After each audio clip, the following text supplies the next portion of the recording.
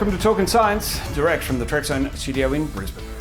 In this week's news brief, China has landed a rocket's first stage during an orbital launch for the very first time ever, bringing it down safely onto a net-like platform at sea, and they're already planning to refly that very same booster before the year's out. Also this week, engineers built a fully robotic Kestrel to work out exactly how real birds handle turbulence so effortlessly. Using motion capture and RMIT's wind tunnel, findings that could help small drones cope with rough air instead of getting grounded. And Adelaide's Myriota launched a hybrid satellite cellular network that automatically switches connections for things like trailers and shipping containers for less than $1 a device per month. No more juggling two separate networks.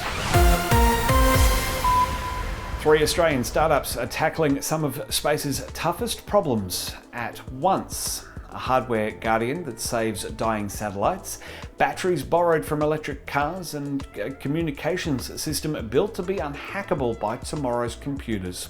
They're all part of Cicada X Tech 23, one of the country's biggest deep tech showcases, which has just named its 2026 cohort of 23 ventures. This year's group was chosen from a record 236 applicants, a 56% jump on the year before, which the incubator behind the program, Cicada Innovations, says reflects just how deep Australia's tech pipeline has become. Among the space-focused standouts is Sydney's Ant61, whose device, called Beacon, works like a hardware guardian for satellites in trouble.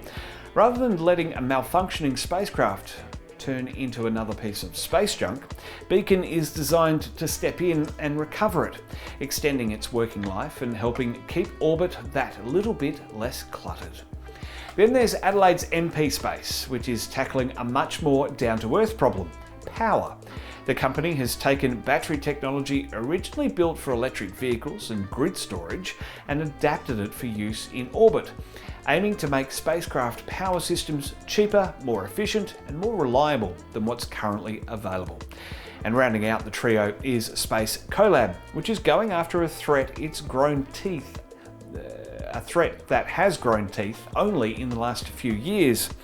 Quantum computers powerful enough to crack the encryption almost everything online currently relies on. Their answer is Halo Core, described as a world-first quantum-native communications system built to guard against a threat category estimated to be worth $10 trillion globally.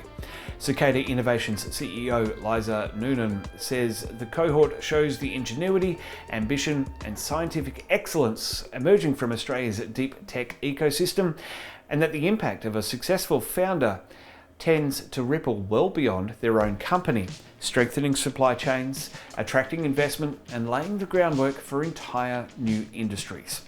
It's not just talk either. Since 2023, past Tech 23 alumni have collectively raised more than $280 million off the back of partnerships and exposure gained through the program.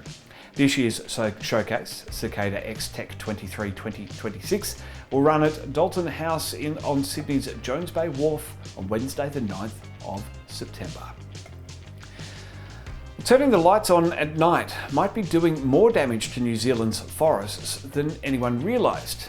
Not to the trees themselves, but to the tiny hunters that quietly keep those forests healthy.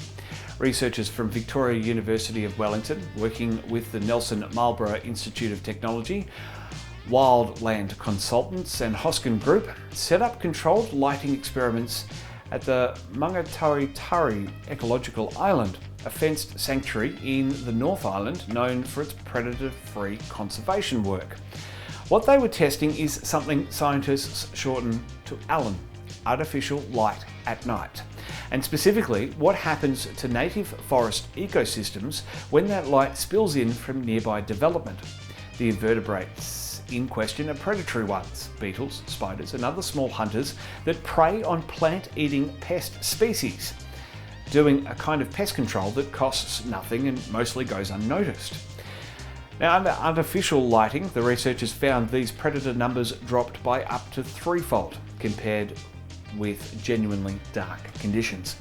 That's a big enough swing that it could let pest insect populations rebound largely unchecked, since their natural hunters simply aren't around in the same numbers to keep them down.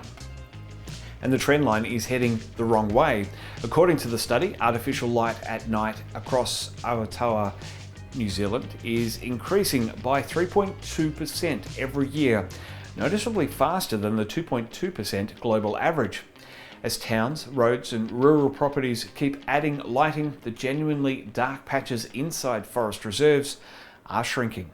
The researchers argue that protecting dark refuges within conservation land should now be treated with the same seriousness as protecting habitat from clearing or introduced predators, given how clearly light pollution alone was shown to disrupt these ecosystems.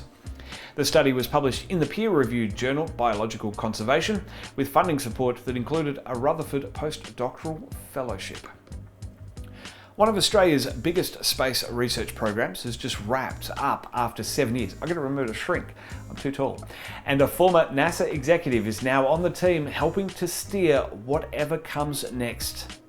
SmartSat, the cooperative research centre that's coordinated much of Australia's space research since 2019, has formally concluded, with its work transitioning to a newly established organisation, the Australasian Space Innovation Institute, known as ASII. Leading the new body is Emeritus Professor Andy Coronis as Chief Executive Officer, alongside Andrew Beveridge as Chief Operating Officer and Dr. Carl Subert as Chief Technology Officer. Joining them as strategic advisor is retired United States Air Force Lieutenant General Larry James, who was previously Deputy Director and Chief Operating Officer of NASA's Jet Propulsion Laboratory. Over its 7-year run, SmartSat leveraged more than $270 million in combined investment from an initial $55 million commitment through the federal government's Cooperative Research Centres program. It delivered more than 200 research and development projects spanning satellite communications, artificial intelligence, autonomous systems, Earth observation and positioning technologies, engaging more than 175 partners and over 400 researchers along the way. The CRC has also backed more than 60 space startups and emerging companies, helping many of them progress from early concept through to commercial application. All up, SmartSat's research, innovation and industry work is estimated to have generated over $1.2 billion in economic impact. Not a bad return on investment.